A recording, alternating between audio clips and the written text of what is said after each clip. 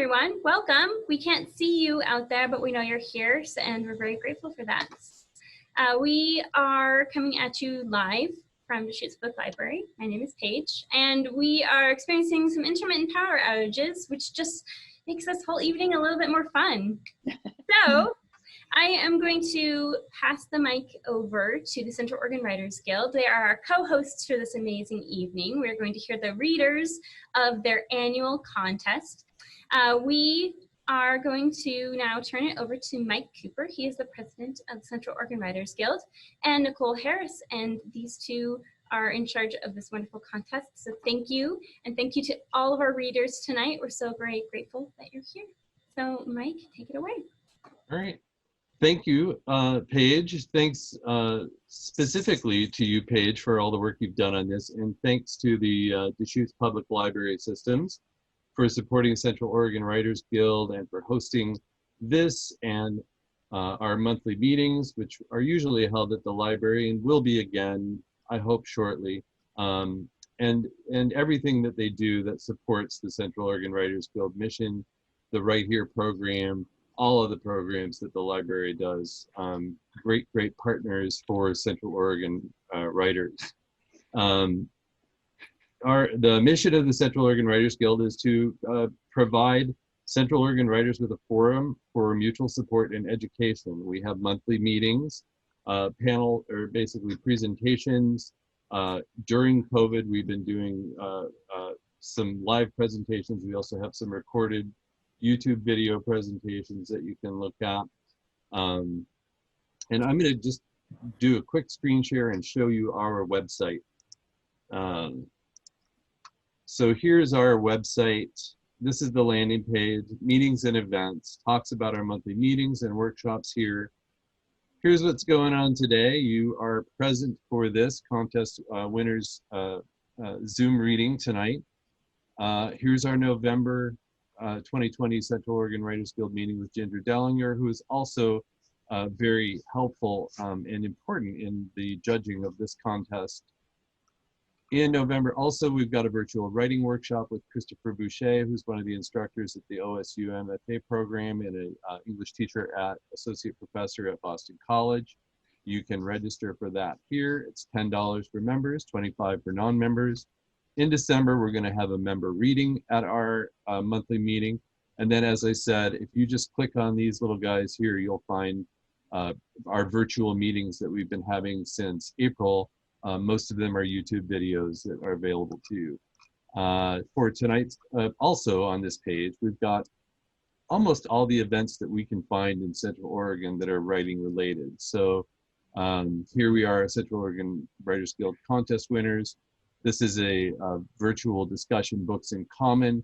My beautiful wife Irene's teaching a poetry class, author readings, writing salons, various other stuff. Hero's Journey, which I'll be doing on Saturday, I guess. And then on this same website, here's our 2020 writing contest winners page. All of these are the actual winners entries, and as they're reading tonight, if you want to, you can just click right on them and they will appear and you can read along if you want to do that. So that's about all I've got for that. And I just want to thank Nicole Harris for all the work that she's done on this 2020 contest. It's a lot of work going through lots and lots of different entries, coordinating judges, communicating with people. She's done a fantastic job, she and Ginger. And I'm going to pass it off to her and let her introduce our writers, and perhaps at the end, and I'm not sure, Paige, maybe we'll have a little time for Q&A if people have general questions about the Writers Guild, and you can always put those in the chat and we'll get to them. So without further ado, Nicole Harris. Hi, thank you, Mike. That was very lovely. I'm Nicole Harris. I'm the contest director, and tell you a little bit about the writing contest.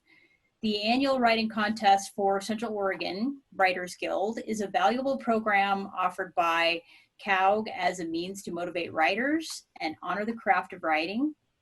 The contest is open to all Oregon writers as well as all members of the Central Oregon Writers Guild, regardless of their state of residence.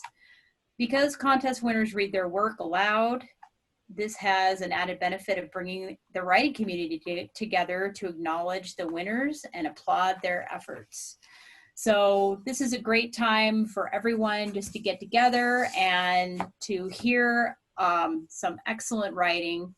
And I'm really excited to hear from everyone tonight.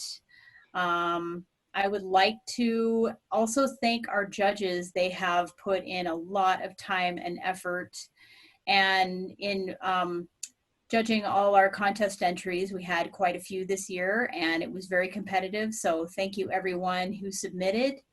If you didn't submit this year, hopefully you'll get to submit in next year or years to come.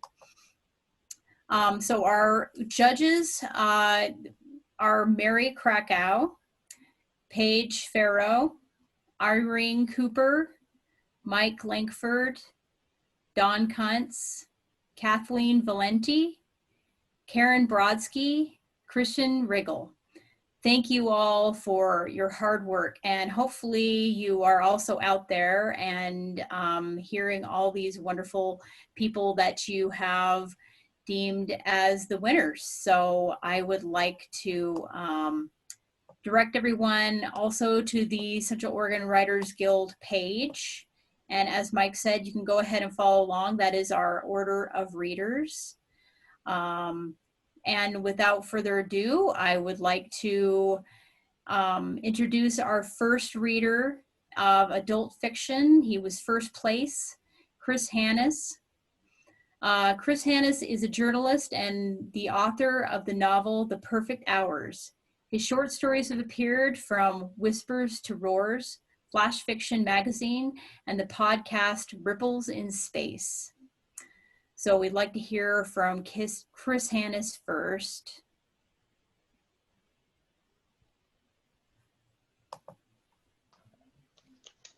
Okay, so my story is called Johnny Pucks. Nobody on this train knows I haven't slept in 6 days. They would pretend to care about the cause for a little while if I told them, but they don't know me, so I won't. I'll just keep right on doing what I have been, trying to forget that horrible crunch of plastic and glass and the scream that never came from the seat next to me. Dr. Naylor, a grief counselor, recommended to me when I showed up at work the next day and my horrified boss led me down to HR, says I shouldn't blame myself. I pulled up the police report out of my bag and informed him the state of Maryland apparently disagrees. A close reading of the document would indicate the officer made a mistake and accidentally checked that box for both drivers, while the narrative of the scene he composed clearly showed the other guy not only intentionally ran into me, but also was in the act of unloading a pistol into my windshield at the time of the crash. My day job knows nothing of my night job. Lynda Accounting Solutions thinks of me as a guy who is good at processing accounts payable in the occasional round of payroll. Unfortunately, spending hours a day doing that bores me to death. So, about a year ago, I began a life of using my weekends to smuggle low-cost hockey pucks from Canada. You might think, as I once did, that there wouldn't be enough demand to drive a black market for pucks. You might also think, could the product really be that much cheaper in Canada than in the United States? There is, and they are. I can make about $1 per puck on the back end selling to all the local youth leagues and at least one minor league team. They don't know anything about the scheme, but Johnny Pucks does. I met Mr. Pucks a month after my first run. Our introduction came in the form of a threatening message tied to a brick I found on the front seat of my car. It entered through the side window, warning me to get out before I went too deep. I suspect Johnny Pucks is a trade name, not what appears in the man's birth certificate. But honestly, it's one of the coolest names I've ever heard, so I'm willing to go with it. One thing you should know about me is that I don't take well to threats. That's why I asked around for a bit, found out an address, and stole Mr. Pucks' dog. His name was One Timer, which summarized the extent of our relationship. I saw him that one time for 20 minutes before tying a bag of cocaine to his collar and letting him loose a few hundred yards from the border crossing. I wondered for about a day how far he made it. But thanks to the amazing social media presence of the US Customs and Border Protection, I actually got to see a video of One Timer scurrying through the checkpoint before a pair of officers corralled him. The post said the dog had no identification because I threw it into a river, and that one of the officers was taking him home as a new pet.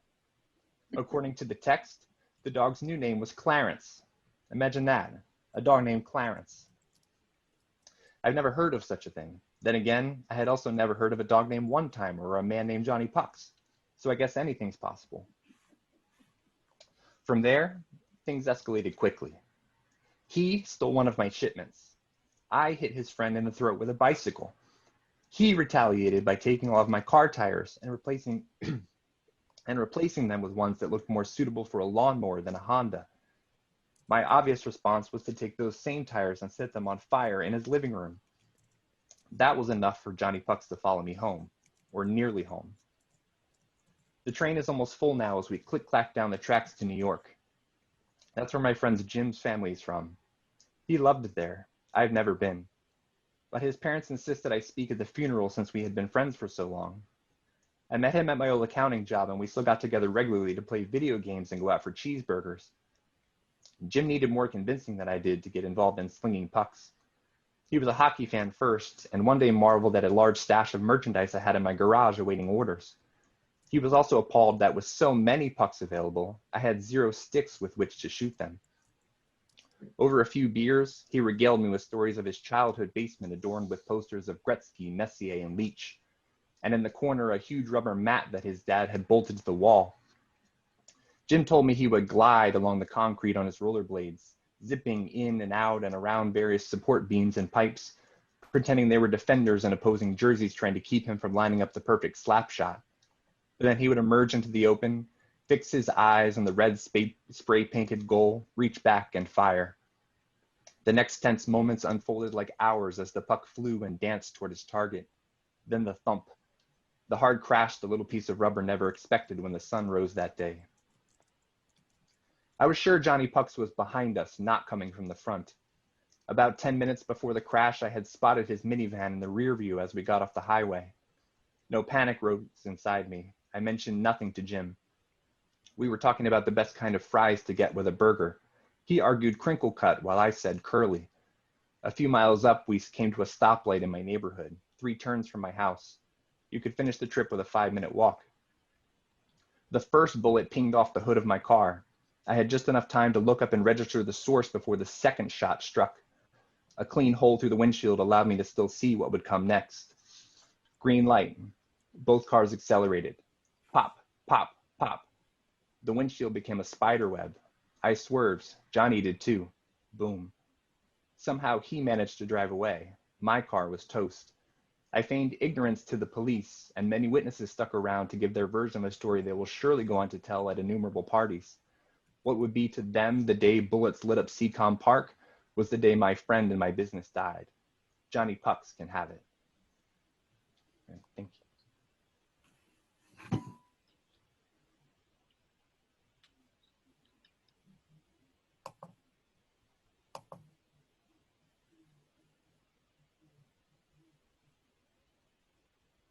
Thank you so much, Chris. I'm going to be introducing the readers as they come up. And our next reader of the fiction winners, second place, is Lynda Sather, who is reading Maddie's Journey. Lynda was originally from California and lived most of her life in Alaska, working from Fairbanks School District and Alicia Pipeline Service Company. She has hunted, fished, worked, and played all over the last frontier and in many places around the world. Now retired, Lynda splits her time between Fairbanks and Central Oregon, aka Alaska Light.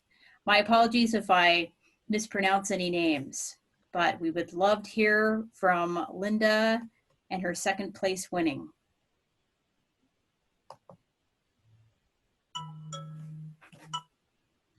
Lynda, you're muted. Apologies, I thought I hit unmute. How's that? You're great. I wanted to thank my Easy Writers Critique Group in Redmond, who's part of the Central Oregon Writers Guild.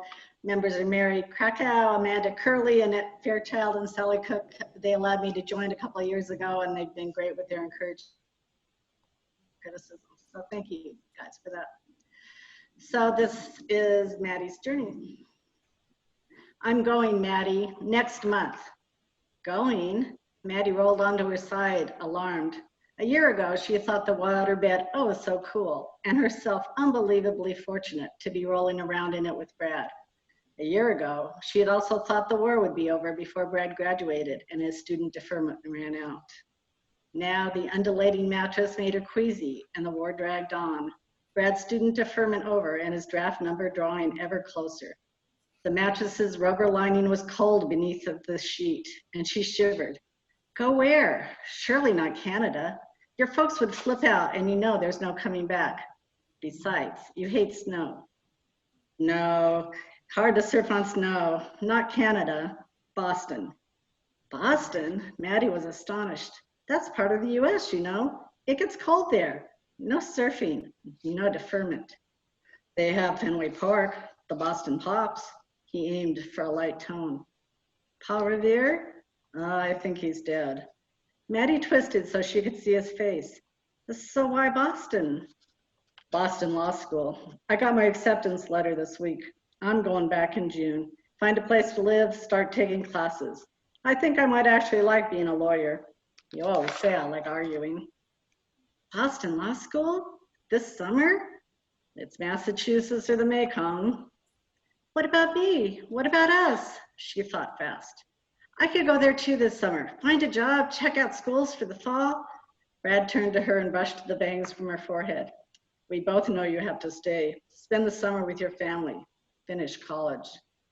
Maddie slid out of bed and went into the bathroom. She splashed cold water over her face and rubbed it briskly with one of the cleaner towels. Brad was leaving her? Well, not leaving her. She wanted to cry and complain, but what was the alternative? Convince her boyfriend to stay and get drafted and go to Vietnam and get killed? Of course not. If she wanted their relationship to survive, she would have to be brave, or pretend to be. Brad liked independent women. He'd told her so 100 times. We'll be okay, Maddie said when she returned. I was thinking of doing my junior year abroad anyway. Put all that French I've been studying to good use.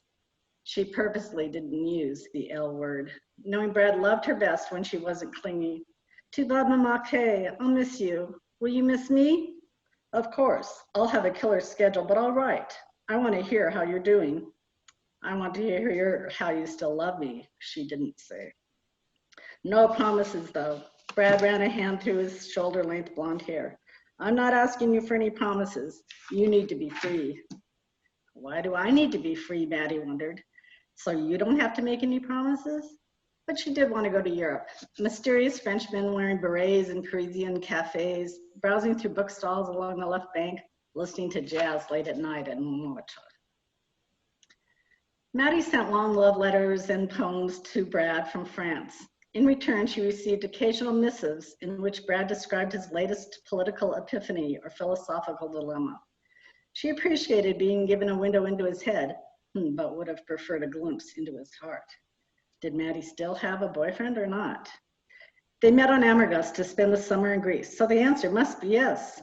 The island looked like someone had poured gallons of whitewash over the village and then scattered handfuls of vibrant magenta bougainvillea everywhere. Showered and rested, Maddie and Brad sat at a small cafe and ordered ouzo and moussaka. Here's to us. Maddie raised her glass of cloudy alcohol aloft, thinking, now let the romance begin. He toyed with his glass, didn't lift it, didn't look at her. Brad, Maddie asked. Earth to Brad? The reunion wasn't going according to plan. Well, not according to her plan. I love you. Brad swallowed the ouzo and thumped his glass down. But I'm in love with a girl in Boston, too. He took a deep breath. I don't know what to do. What? What did you say? I said I'm in love. I heard you. I just can't believe it. Maddie's eyes glazed over as Brad launched into a long explanation. How he'd met Dawn, how they had mutual friends. He even dug out a photograph to show her, for God's sake. Maddie motioned to the waiter for another drink. The licorice-flavored ouzo tasted medicinal, but that's what she needed, and badly. strong medicine to help her get through this brutal surgery, open heart surgery without anesthetic. She felt the ouzo burn its way to the pit of her stomach, the booze, or maybe the disclosure, making her nauseous. So what you're telling me, she hissed, is that for the past year, you've been writing me, planning this trip, and now you're here, and you're telling me that you're really in love with some bimbo in Boston? Well, she's not a bimbo, but yes, we're in love, he said miserably. How dare you string me along, then get here and tell me you're in love with another woman? But I love you too. I had to come see you again, help me get my feelings sorted out. So I'm on audition, is that right? So you can see who you like best? So you can determine who you love best? He had the good sense to look abashed. I guess I didn't see it that way. How else could you see it? She wanted to throw her drink at him, smash the glass against the wall, scream bloody murder. Instead, she swallowed the remaining ouzo in one gulp, the way she'd seen the old men do between moves on the backgammon board. She rose from her chair majestically, or so she hoped. Well, guess what? I am not playing that game. Your lover. I want you out of here, out of my vacation, out of my life. But my flight doesn't leave Athens for another 3 weeks. It's non-refundable. What am I going to do until then? Frankly, my dear, I don't give a damn. It was a trite but satisfying exit line. In retrospect, she should have seen it coming. His letters were actually fairly tedious, probably written when his girlfriend, his Boston girlfriend, thought he was at the library studying. Or horrors, maybe she had been in the room with him, stretched out on the bed's rumpled sheets while he hunched over a pad of paper at the nearby desk, saying he was just writing an old friend, more dutiful than romantic. And her own missives to Brad?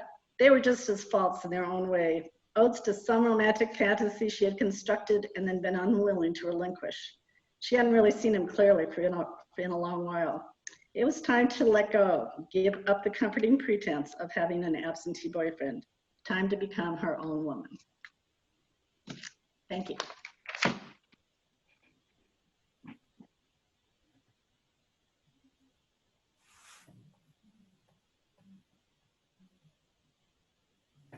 Thanks, Lynda.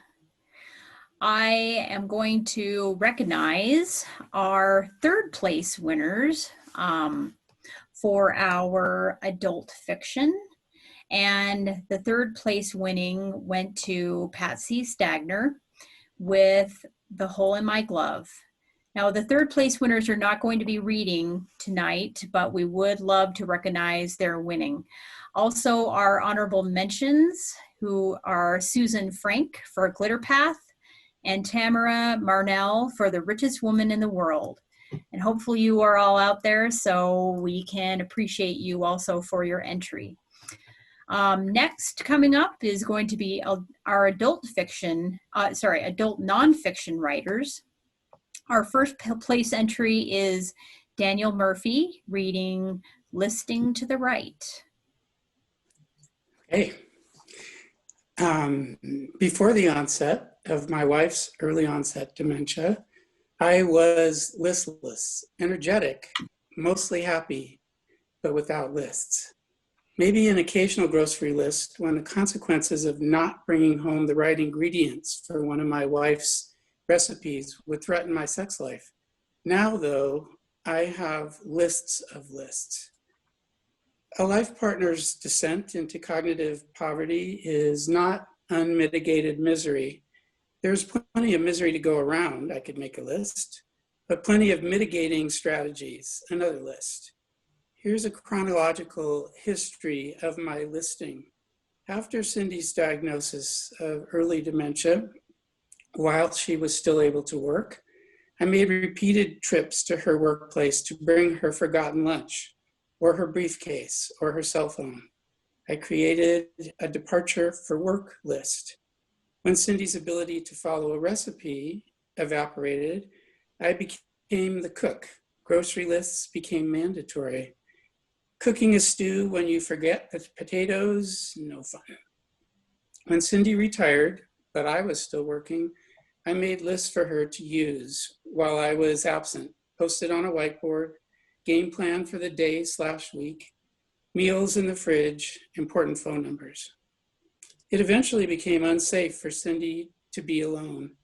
"Don't worry, Dan," she said as I went out the door for a bike ride. "If something goes wrong, I'll dial 119. I retired to be with her. We traveled. 2 people travel, 2 people pack. Enter cognitive loss. 2 people travel, 1 person packs for both. I wasn't familiar with the intricacies of Cindy's personal care: lipstick, Q-tips, incontinent pads, curling iron, cream, shampoo, hair conditioner, hairspray, shaving gel, and razors for the legs, hairbrushes, mouthwash, electric toothbrush, and charger. The list became a 2-page printout. Time moved on, and Cindy began, like the queen among humans that she is, to require a personal dresser. I had been better at getting her bra off than on, much less knowing how to buy a new one. Underwear sizes, leggings, weather-dependent shoe decisions,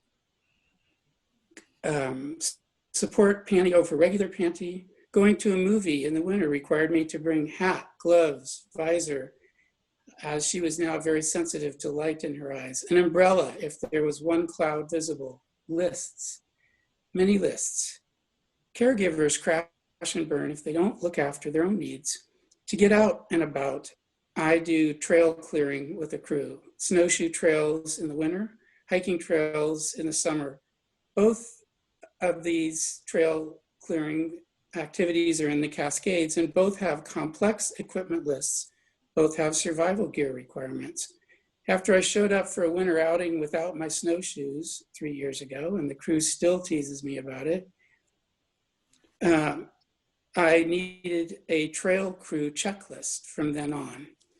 Time passes. Neurons in my lover's brain go from exquisitely tuned networks to mud puddles of impulses, emotions, anxieties. My latest list is committed to memory, reinforced by daily rehearsal. Big hug for Cindy when she arises. Get her medication into her as soon as possible. Bowel control is a definite issue without them. Bathrobe, slippers, breakfast, bathroom with post-evacuation cleansing. Pajamas off, clothes on. Check clothing for food spots, loose hairs, lint. Brush the teeth, mouthwash, face cream. Check hair if dry shampoo will do. Dry shampoo if it will do. Shower in the day if not. Curling iron, brushing of hair, lipstick, earrings, hugs, comments on her striking beauty. Recently, when I commented on her beautiful hair, she said quite clearly, "I'd rather have my brain. Be well, my broken heart." Text Anna and Shauna at adult daycare about Cindy's arrival time. Count my blessings, another long list. Turn to face the day. Arrange whatever pieces come your way. Thanks for the quote, Virginia Woolf. Cindy's connection to the world she lives in is less and less coherent. A request for tea means she would like some of her favorite beverage, Diet 7-Up. A frantic request for her apron before we go out on a winter day means she is cold and wants her coat on. Gloves have become fingers. Fragments of the daily news, bits of family gossip, ricochet through her thoughts, disassembled, then reassembled into the chaotic mosaic of her reality. There is not light at the end of this tunnel. The coming to a close list is in play. Some parts are already checked off. Durable power of attorney for all decision-making. Documentation of no resuscitation orders in the event of cardiac or respiratory arrest. Honoring Cindy's request that she receive medical care exclusively related to comfort rather than prolongation of life when her disease is advanced, as it now is. Other parts of the list require ongoing effort. Keep our children and Cindy's siblings and my siblings informed about how she's doing. Sort through the boxcars worth of memorabilia that has accumulated during her life and her career in teaching. The ancient Greek roots of the word nostalgia literally mean painful memory, but it is not all painful as my daughter and my son sift through her lifetime. There are many peals of laughter and bright smiles. There are as many peals of laughter and bright smiles as there are tears, and sometimes racking sobs. Get the house ready to sell when she is gone, another long list of tasks. Winnow the clothing, the stuff that once seemed important, down so that little remains for my children to do when both Cindy and I are gone. Sorry. Plan for what my life will be like when she is gone. Work every day, all day, within the limits of what I can offer to make Cindy comfortable, make her laugh, make her feel that she is moving through a warm shower of love rather than a chill and frightening fog of confusion. That's the end of my lists for now. Thanks.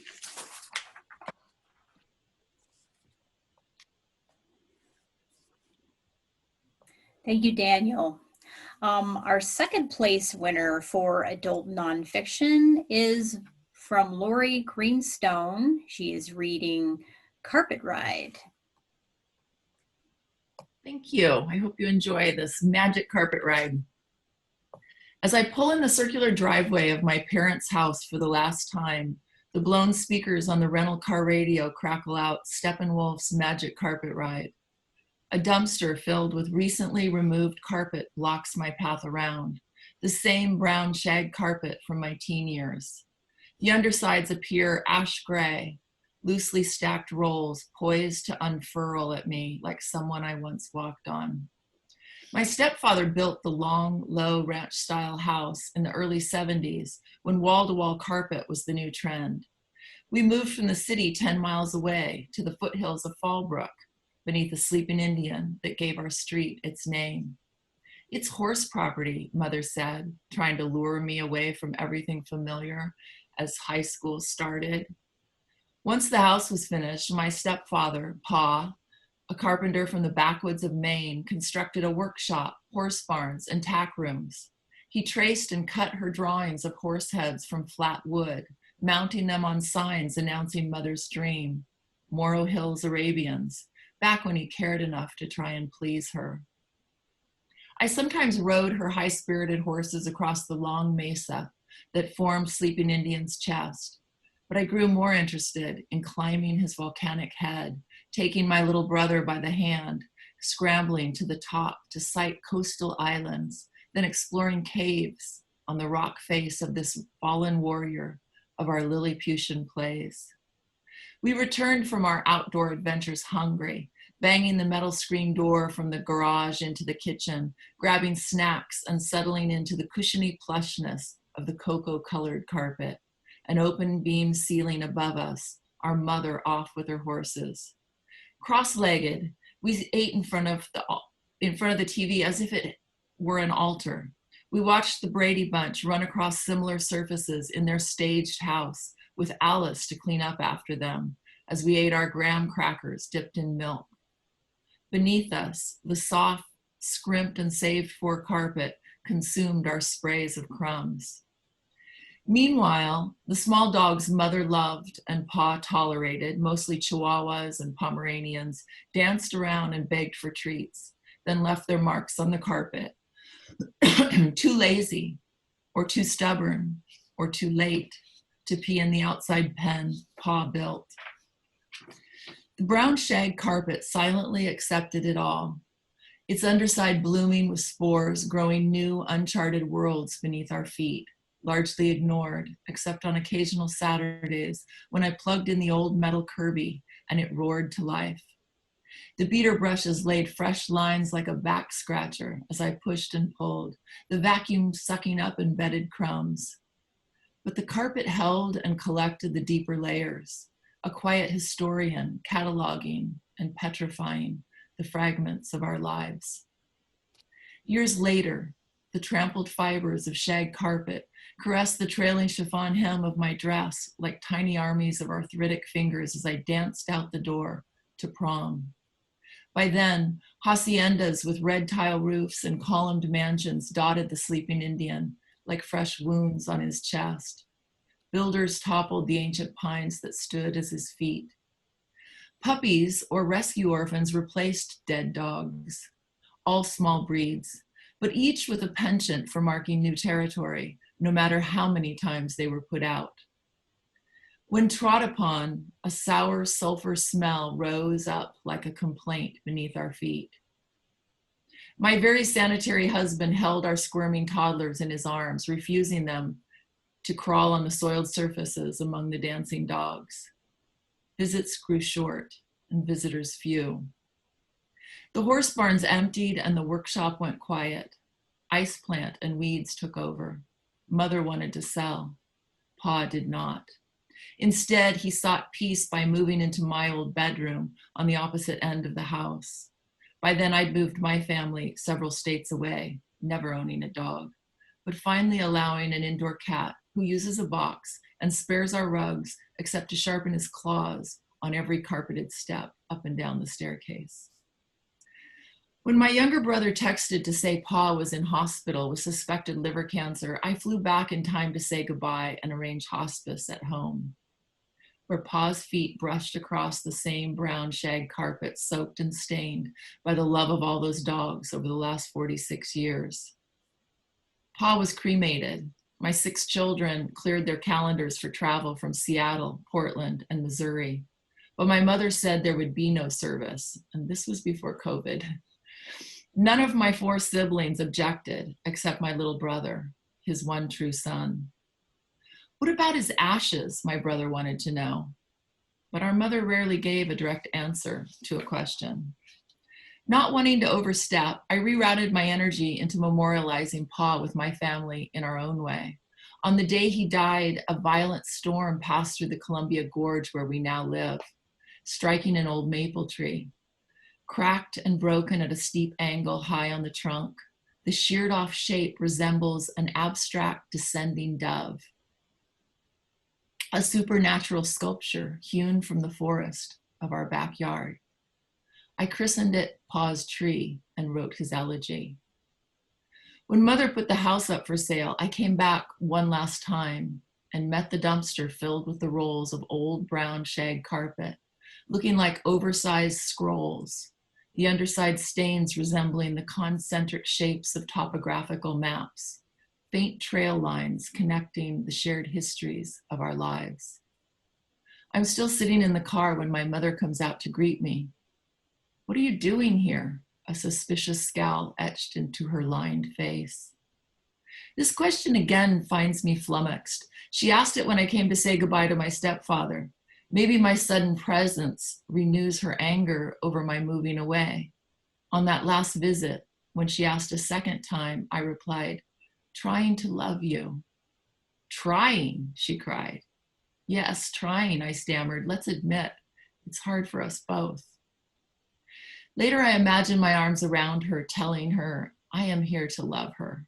But for now, she turns and goes into the house. I turn off the car, but the radio plays on.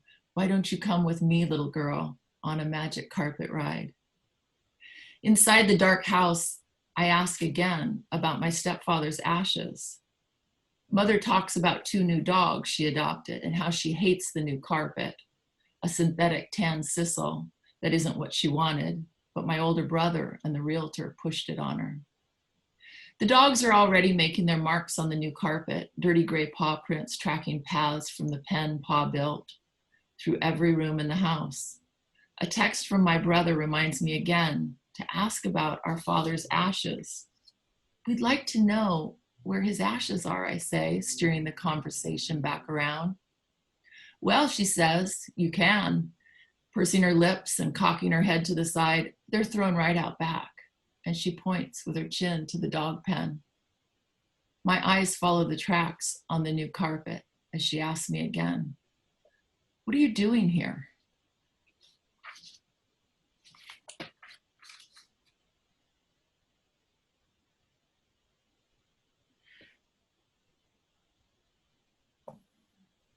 Thank you, Lori.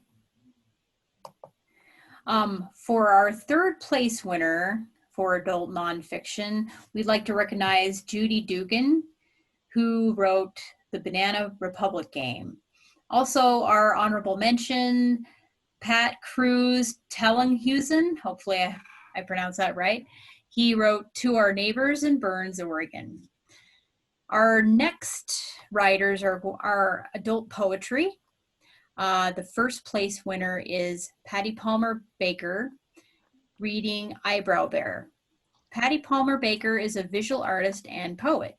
Although she often combines these two forms of expression in collages of paste paper and calligraphy, the inspiration for and the meaning of the artwork lies within the poem. Words are her first love. Let's hear from Patty.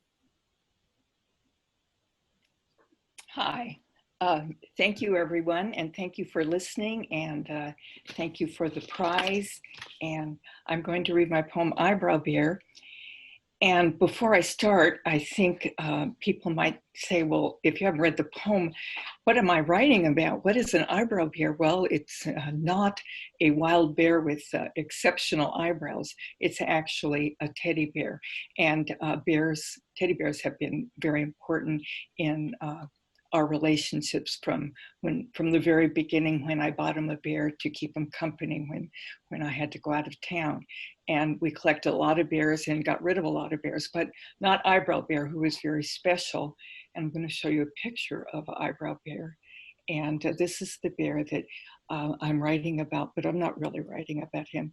I am writing about my husband, Eyebrow Bear. My husband whistles. 3 crows dive to the driveway for the bite-sized pieces of leftover bread, taco shells, dinner rolls he tosses into the street every morning. He places the blue heron statue flush against the pond to protect the goldfish from the real bird's sharpened yellow beak. When a great blue heron in one downward swoop scoops up the shabunkin goldfish in the pond, my husband bows his head, heavy with sadness. In the winter, he sets a warming lamp next to the hummingbird feeder. In the weak winter light, 2 of them flare iridescence, fighting over the feeding holes. Every night, he sleeps with Eyebrow Bear, a teddy he rescued, mud-caked, but intact, tossed to the curb, to an almost certain end. A baby-proof bear with black stitched eyes and high-arched brown yarn eyebrows. A bear so soft and bendable, the washing machine could not rip nor even ruffle him. Eyebrow Bear knows inside my husband, no cotton stuffing, instead, tumbling gems of love. He doesn't care that my husband loses words. Where do all those words go? On the floor next to where my husband sits, stands, or sleeps? Do they swim in an unknown pond, treading water until he rescues them? Why do we even let ourselves love? Eyebrow Bear will not die. My husband will. In the meantime, I am losing him, inch by inch, death in slow motion, and I can't hold him fast.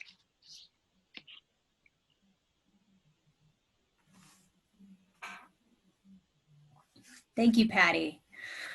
Our second place winner for the adult poetry is Carolyn Tate. She will be reading The Jungle.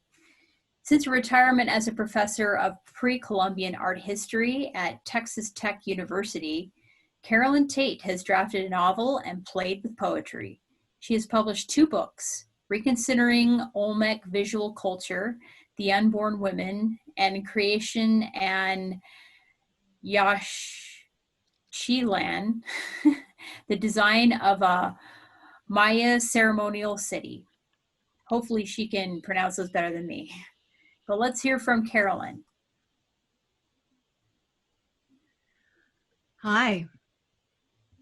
Am I on? Yes. Okie dokie. I'm gonna get this thing out of the way. Yash Chilan, that's how you pronounce that. Thanks to everybody for being here. We wouldn't have a reading without an audience. So yeah, I'm reading Me, Jungle. Astride the stream stands a sentinel, a leg on both banks, but splintered at the waist, a lightning-struck mahogany. In the silence, water touches tongues with moss-clotted rocks. Cicadas drilling into the air, the rustling of leaf-cutting ants, a rumble of thunder. In the still, sodden air, each leaf hangs immobile, while 20 times 400 lives wave their tiny flags. An antenna twitch, an eyeball roll, a proboscis slurp. How can so much movement be invisible? In a gold-lined cup of the tree's missing limb, butterflies, tiger-striped long wings, flashing their orange and yellow semaphores, splashing forest-brewed nectar.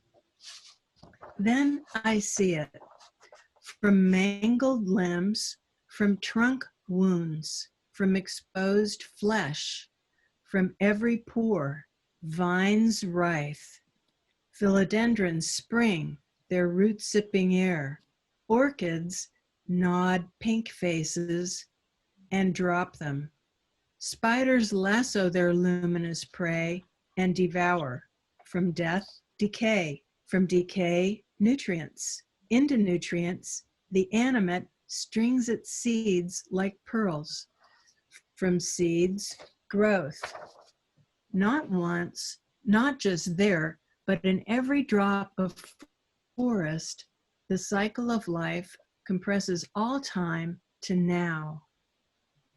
When I stand, my garments turn to mites of mulch. My flesh catches pollen. My legs span the stream. The forest claims me.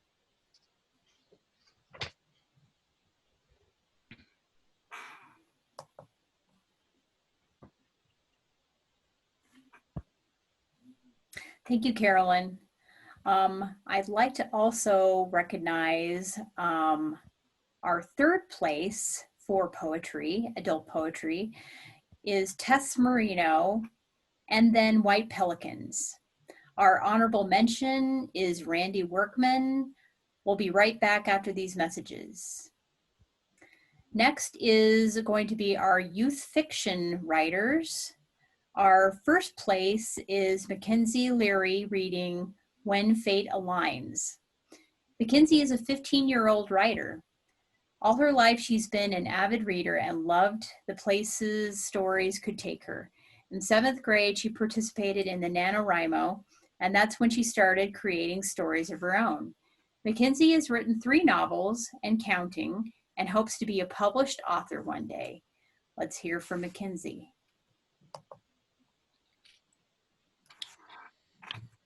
Hi. This is When Fate Aligns. Riding the subway is one of my favorite things to do because it's the best place to people watch. You can tell a lot about a person based on how they ride the subway. If they spend all their time on their phone, they're either uncomfortable or don't want to engage with people. The ones with their noses buried in textbooks or fingers flying a million miles an hour over their keyboards are the ones on the right path in life. Then, of course, there's the people who are either high, have no general idea of personal space, or their confidence is through the roof because they'll transition through the car, talking to whoever they can sucker into making eye contact with them. Obviously, the things people do don't always dictate what they're like. Sometimes, like today, I'll look at their clothing and try and understand their life based on what they're wearing. The girl in the light purple hoodie draws my attention immediately. Not because she sticks out amid the grays and blacks of the hostel space, but because she always rides a subway at this time every Wednesday. However, unlike every other Wednesday, She's not surrounded by boys drooling over her. She doesn't have girls attached to her arms to gossip with, and she's not dressed in her stereotypical cargo pants and crop tops. No. Today she sits alone, twiddling her thumbs, AirPods in her ears, looking like there's nothing she'd rather do than blend out into the worn-out surroundings. She looks up for a brief moment and we make eye contact. She has startling blue eyes. But it's not that takes me off guard. It's the bags under her eyes, the droop of her eyelids, the complete and utter emptiness that encompasses them. The subway stops, the movement drawing everyone, and the robotic voice drones on about the upcoming stops. Before my mind can catch up with the rest of me, I'm on my feet and settling down on the freezing seat next to her. She shifts to the right in her seat, giving the very clear signal she wants to be left alone. But I can't ignore my gut, because while we only made eye contact for a few seconds, the look she wears is one I recognize all too well. It's the one that my younger sister wore for 4 years before she took her life. The same look that made me run home from the bus stop every day while the other kids would laugh at me. But I didn't care because I had to get home, make sure Bex was still breathing, her heart still beating, still alive. One day, I wasn't fast enough. I took a little too long getting out of school, missed the bus, had to get a teacher to take me home, and when I got there, my mom sat crying on the couch. She took my hand and we drove to the hospital. I didn't sleep at all that night, praying to every god I've ever learned about, hoping that fate would go easy on my sister. But nothing would ever give her her life back. Nothing would ever be able to change the fact that I wasn't fast enough. The girl coughs and I look up to her confused. I say, "Can I help you?" I nod before stopping myself. How do you help a complete stranger? And now we switch perspectives to the girl. The boy has a distant look in his eyes, and the flickering subway lights reflect off of them. If it were any other day, I might have been excited he came over to me. He seemed so at ease. He clearly rides this metal death trap often, and as the subway starts moving again, his bouncy curls tumble onto his face. But today is not every other day. There's at least 10 other seats on the subway, and he moved to sit right next to me. I need space. That's all I need. Space to understand my thoughts, or at least escape them. I'm Garrett. I sigh, not knowing if I can muster through another meaningless conversation. School is already full of them. All I want to do is go home and cry. I want to feel something other than this hovering, endless feeling of loneliness that I felt since the day my older sister died in a car accident exactly 3 years ago today. She had been driving to pick me up right after her boyfriend broke up with her. Everyone suspects she must have been crying, which impaired her ability to see clearly. She swerved, and the next thing I knew, I was sitting in the hospital room, devoid of my partner in crime, my best friend, and my entire world. I muster a small smile and try and keep the irritation out of my voice. I'm Macy, and forgive my manners, but I'm not really in a conversational mood today, so unless there's something pressing you need to say, I would appreciate some space. He's quiet, a contemplative look passing over his face before making eye contact with me again.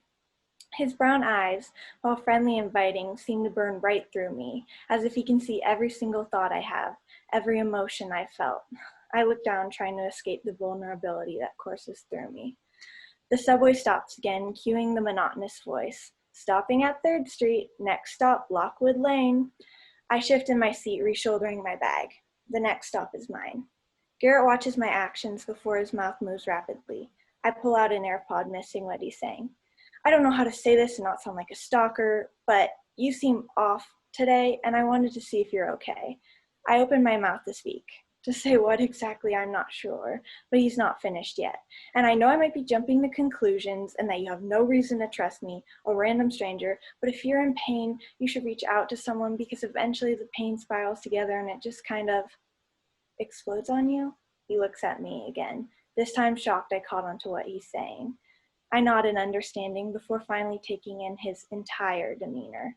His shoulders are slumped and sway with the rock of the subway, like he's felt the weight of the world on his shoulders for far too long. His cheeks seem almost hollow, emphasizing the dark circle under his eyes. My voice comes out softer than I expect. Yeah, I know, but I think you should listen to your own advice as well. It looks like you may need it just as much as I do. And we shift perspectives to third person now. Surrounded by the chaos of flaking paint, stained seats, and the drowsy white noise of the outside world, fate put aside two strangers' destructive pasts and pulled them out of their blinding haze of melancholy to create what would become a life-saving friendship. Thank you.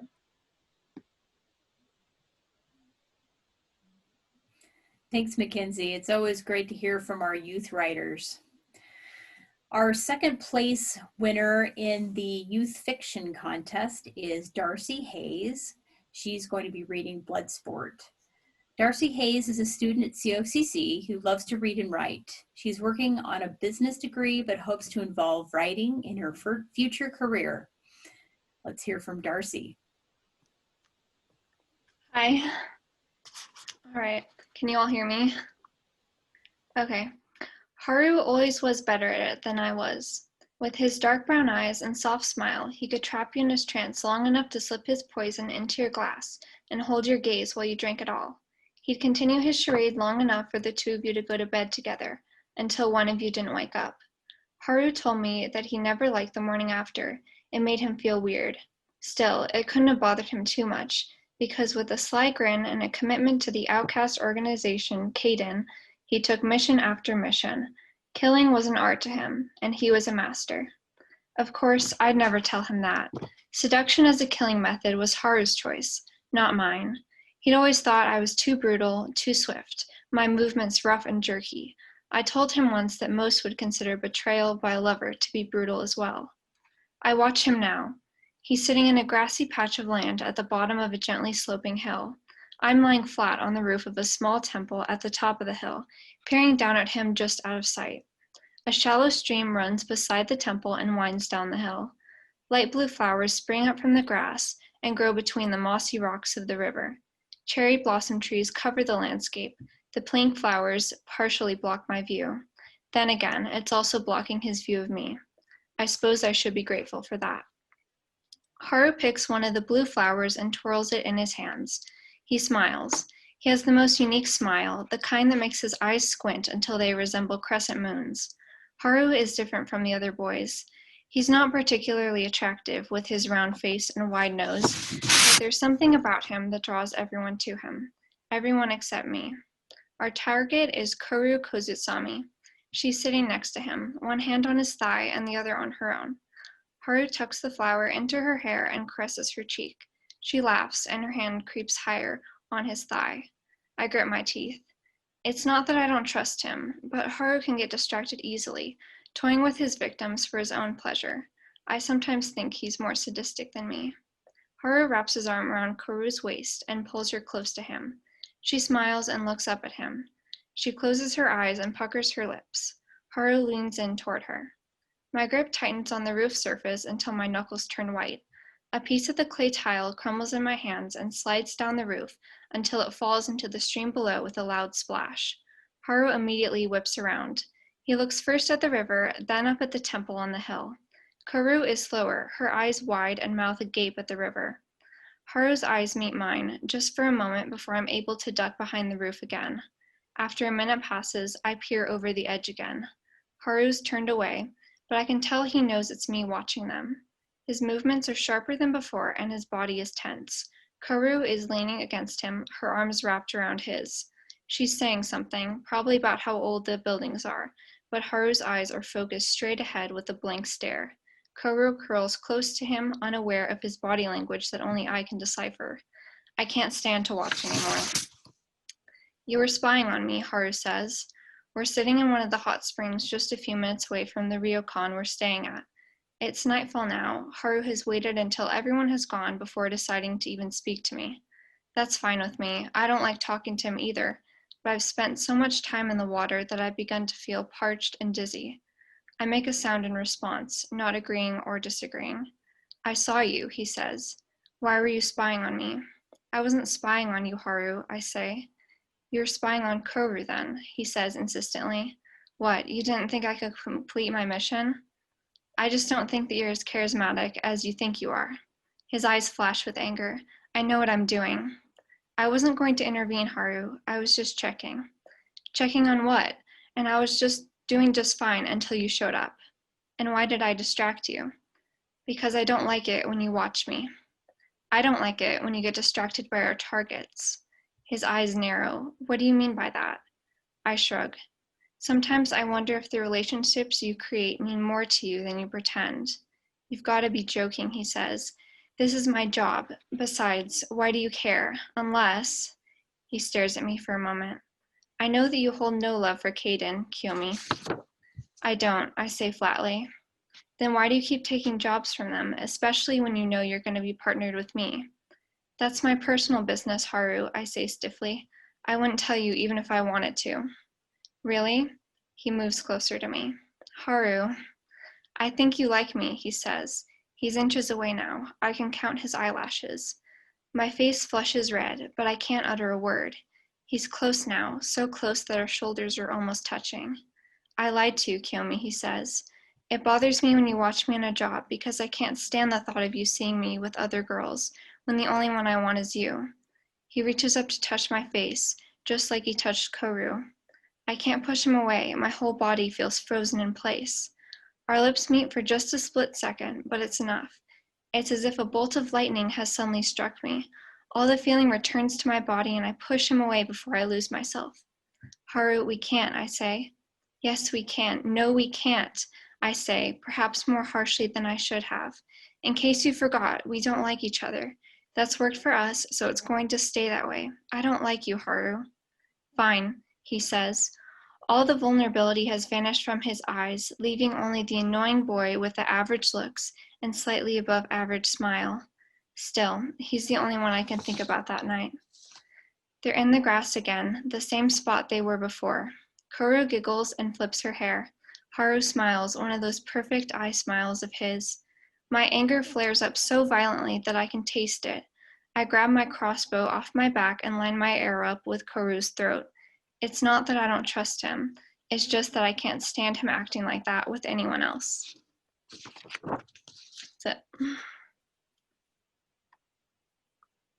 Thank you.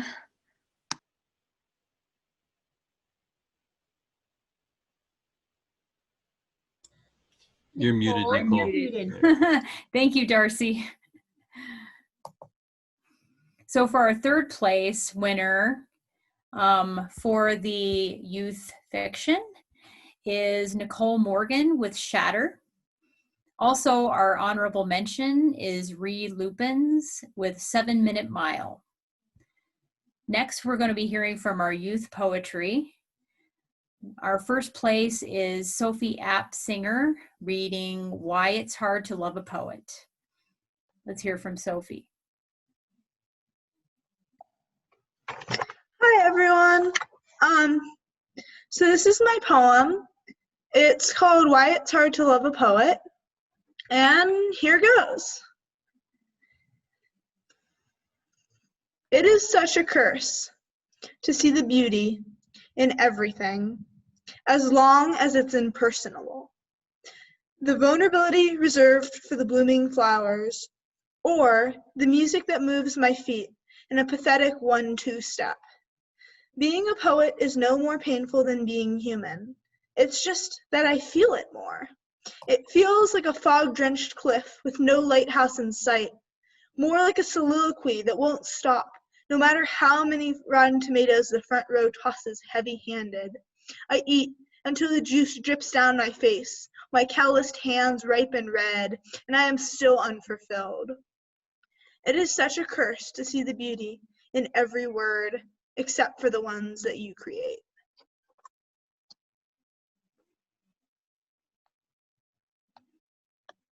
Thank you, Sophie.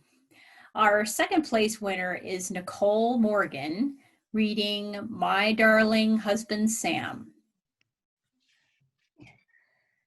Dear my darling husband Sam, I write to you as I am, so you'll know I'll never forget our life as a duet.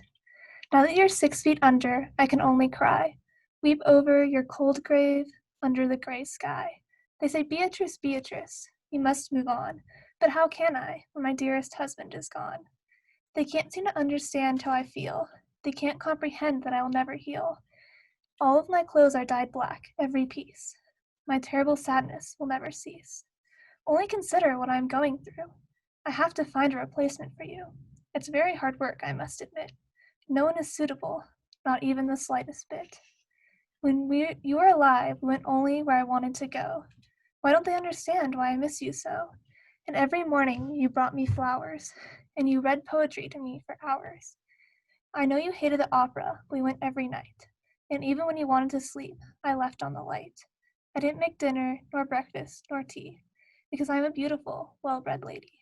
We couldn't buy you a new shirt, not one, because I needed the latest fashion, never to be outdone. And I hated the country, so you never went. Whatever money I wanted, I spent.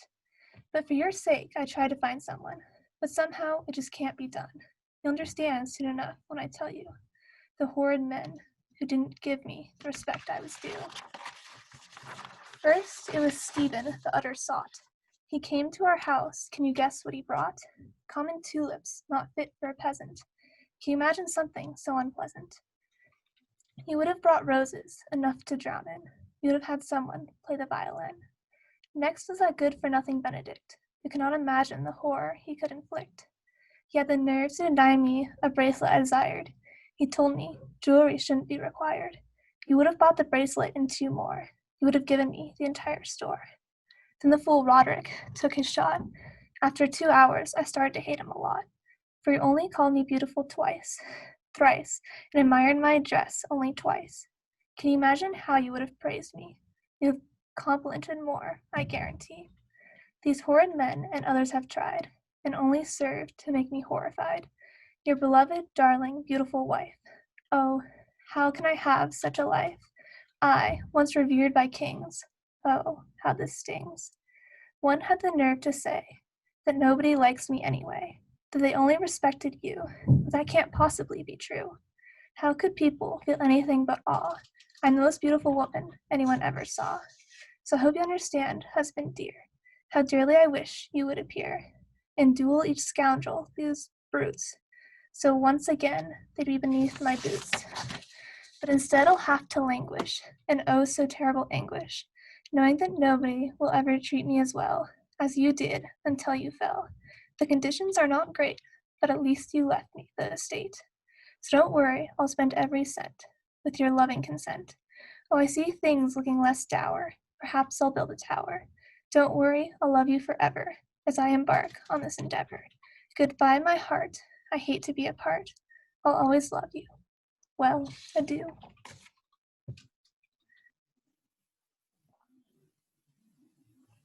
Thank you, Nicole. I'd also like to recognize our 3rd place winner for youth poetry is Darcy Hayes with Skin Deep. It's always exciting to hear from our emerging writers, and I hope your careers will be long and successful.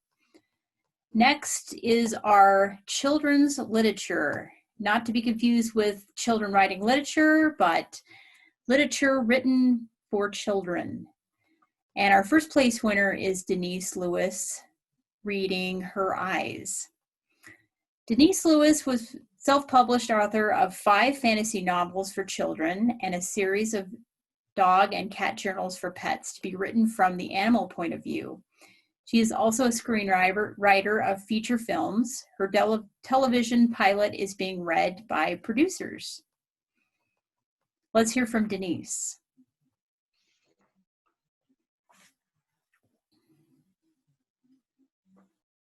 Her eyes weren't born mean. Heard it so often, no reason to be nothing else, even if I wanted to. Me being a big kid helped. I like the feel of smacking warm skin, breaking bone. Always seen red when Pa beat me, like something snapped inside till everything went black. Someday won't happen. I shuffled on the dirt road to school, kept my eyes on the thick forest for the bear that almost killed that dumb reverend last week. Lucky he only lost an arm. Oregon Territory was wild in 1832, like me. Clouds beat up the dark sky. Thunder boomed, shaking my clothes. I shivered and cursed not having a horse, slopped through the sudden downpour, slammed through the schoolroom door. I hated school. It was better than trying to please Pa.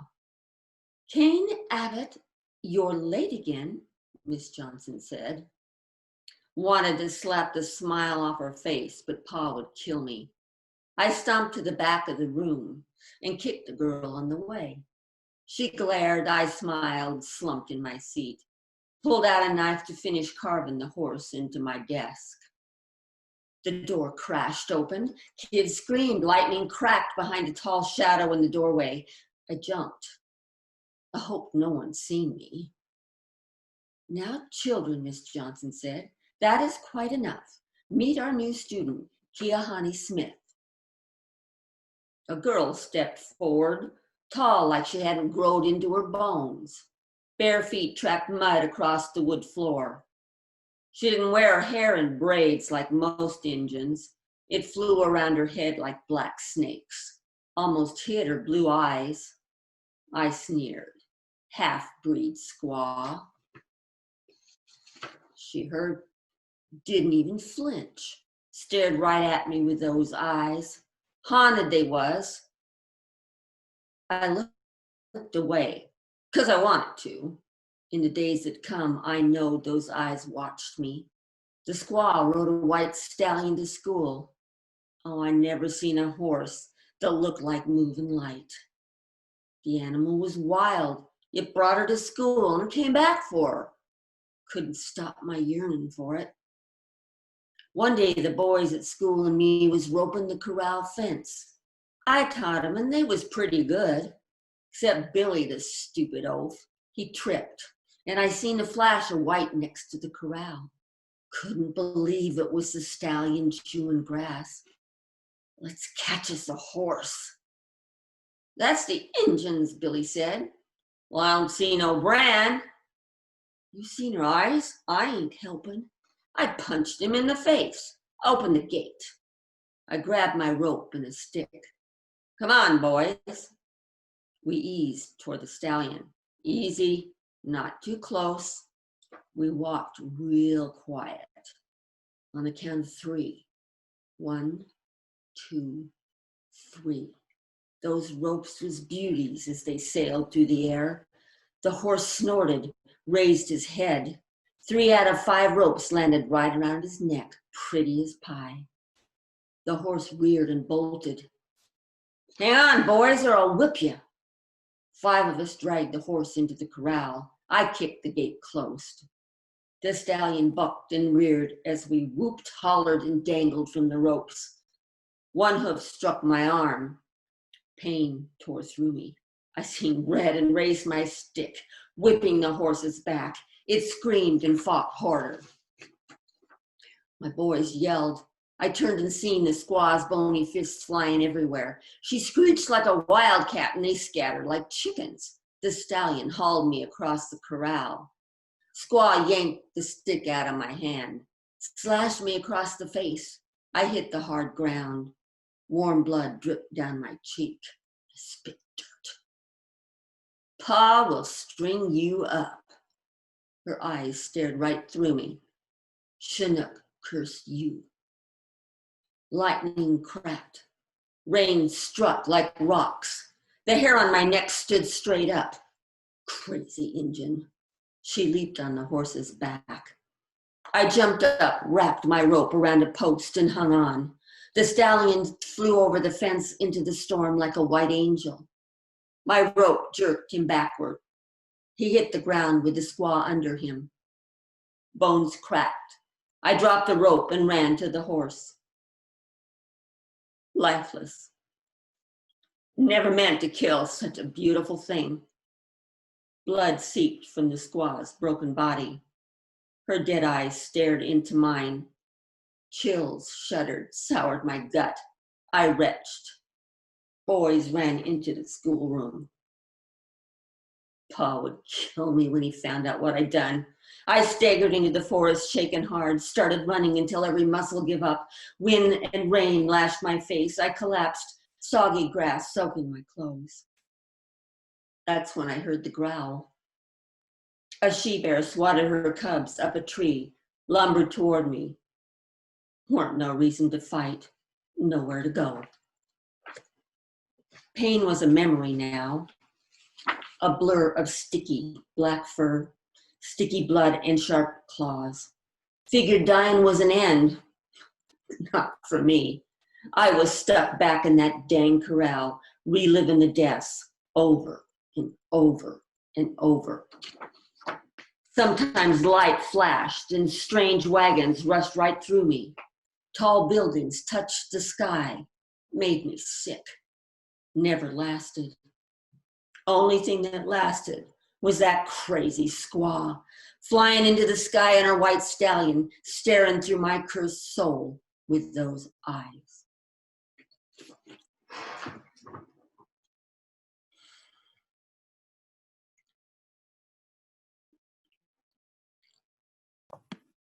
Thanks, Denise. Our next second place winner for children's literature is Minda De Budge, reading The Mystery of the Basement Boogies. Minda was born and raised in Oregon. Her grandmother and mother passed on their love of books. As a little girl, she loved writing stories and illustrating books. Minda's parents would help bind her books with a hole punch and colorful yarn. She often could be found lying on a blanket, surrounded by books, reading. Let's hear from Minda. Hi, am I on? I haven't got to do this before, so this is my first time.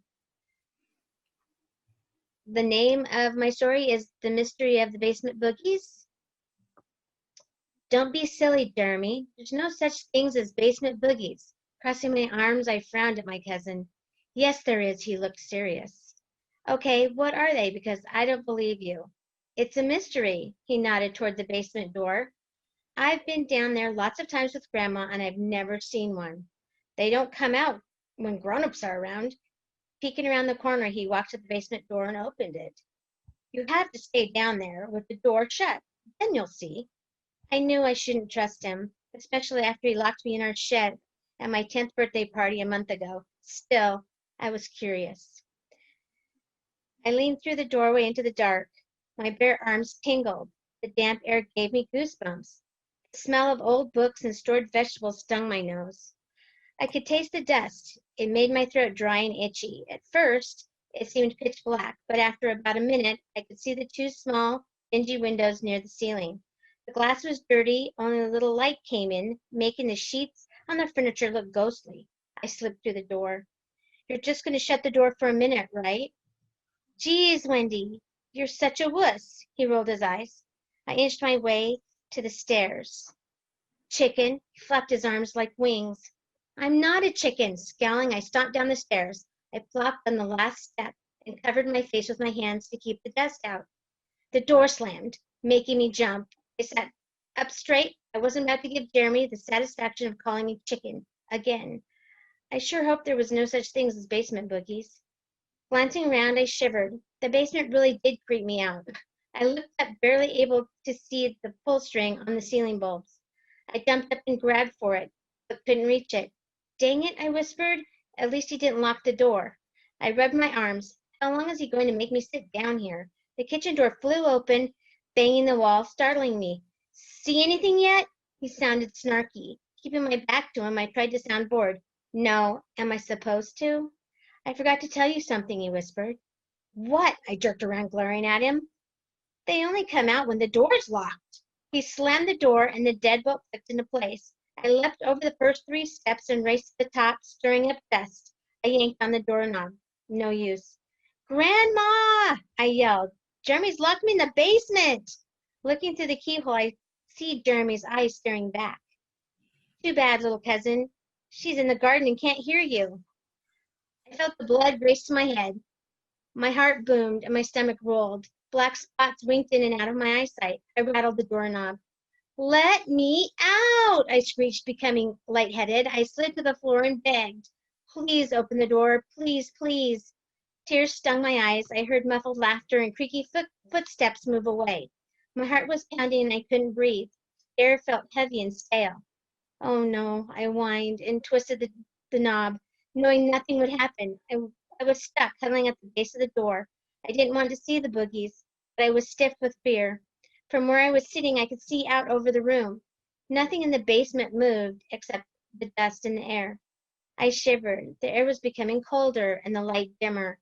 The tank top and shorts I was wearing left my arms and legs exposed, and I shivered again. Desperately, my eyes searching for something. Was that a quilt? I had to get it.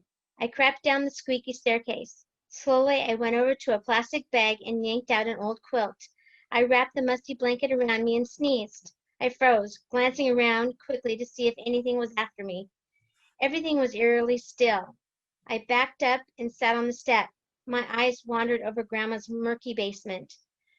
Frankenfurnace sat in the corner. I called it that because it looked like Frankenstein's head. It had two black air vents in the same place as two eyes would be. A crooked piece of metal was riveted over the right eye vent, just like stitches. In the middle of its green body, soot-covered grate, yawning like a monstrous mouth. Silver damper handles stuck out on both sides of the furnace, resembling neck bolts. Hissing, popping, and groaning sounds came from it constantly. It sounded like it took a deep breath, rumbled, and pumped, and turned on, letting out a loud hissing noise. Fire jumped to life behind the mouth grate. I jumped and my insides quivered. I jerked the quilt over my head, just my eyes peering out through a small gap in the fabric. I could see the root cellar door was closed. The other door was open a crack. Movement caught my eye, and I squinted a little. I could see the corner of a bed, and something was moving. The Boogies! My stomach lurched, and I bolted up the stairs, leaving the quilt behind. My heart thumped in my ears. I flew at the kitchen door, pounding so hard I bruised my hands. I pushed myself into the corner between the staircase and the door. A loud bump came from the furnace. I slid down the wall, moaning. Holding my breath, I waited, but nothing seemed to be following me. I took a deep breath and looked up at the rafters. Cobwebs fluttered, keeping time with the swaying light bulbs. I watched them slow and become still. I peeked through the rails of the staircase, trying to see through the haze. The bed's gossamer lace bedspread had stopped moving. I stared at it a minute and realized that the air from the furnace had made it move, causing it to look wraith-like. Oh boy. Saying out loud made me feel better. My cousin got me good this time. I was mad. What was I thinking, letting that jerk talk me into coming down here? I trudged down the stairs and flopped on the last step. I snuggled into the quilt and watched the shadows crawl toward me. Just like I thought, no mystery, no Boogies, just me scaring myself. I'd solved the mystery of the basement Boogies. I shook my head. I'd get even with Jeremy, somehow. A small shaft of light slithered down the stairs. Jeremy's head popped around the corner. Grandma was standing behind, hand on her hip and the other pinching his ear. Sorry, he yelled. I scrambled upstairs, quilt in tow, and I squeezed between him and Grandma. I whispered, you better watch out. They're waiting for you. Jeremy's eyes grew wide as hissing sounds came out of the basement. Thank you. Thank you, Minda. And thank you to all our readers tonight. You all did a fantastic job. I know that sometimes it's a little difficult to read to an audience, but it's how we grow as writers. And this is, I'm always amazed by the quality of writing that I hear every year, and that's why we do this. We do this to share and to read and to grow as writers together. I'd like to also recognize our third place winner for our children's literature, who is Cameron Prow, and she wrote Elmer's Miracles. Also, our honorable mention is Megan Hoffman with Ziggy Moves. To finish up, I would like to extend a big thank you to our Central Oregon Writers Contest Board, all the people who made this possible: Mike Cooper, Denise Lewis, Ginger Dellinger, Catherine Mattingly, Amanda Curley, Carrie Lucas, and Julie Swearigan, and Mary Krakow. I'd like to extend my thanks to everyone who made the 2020 contest possible. the judges and the volunteers who donated all their time, and to those who entered the contest. You are all winners in our book. And if we were all together right now, we would be sharing cake, but I'm sending everyone a virtual cake. And the great thing about a virtual cake is that it can be any flavor that you want.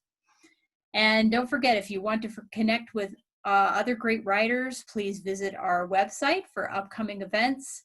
And don't forget to log on to Zoom for our next Tuesday meeting on November 10th at the same time with Ginger Dellinger. Thank you everyone for joining, and thank you everyone for participating. And for the friends and families of all of our readers, I appreciate you guys for logging on, and we have some great readers tonight. Thank you. Thanks everyone for joining us tonight. This was the Central Oregon Writers Guild 2020 Winners Showcase event. We hope to see you soon next time. Join us for all of our wonderful, fun, free programs coming at you to your Deschutes Public Library. Check us out at DeschutesLibrary.org, and we'll see you next time. Have a good night, everyone.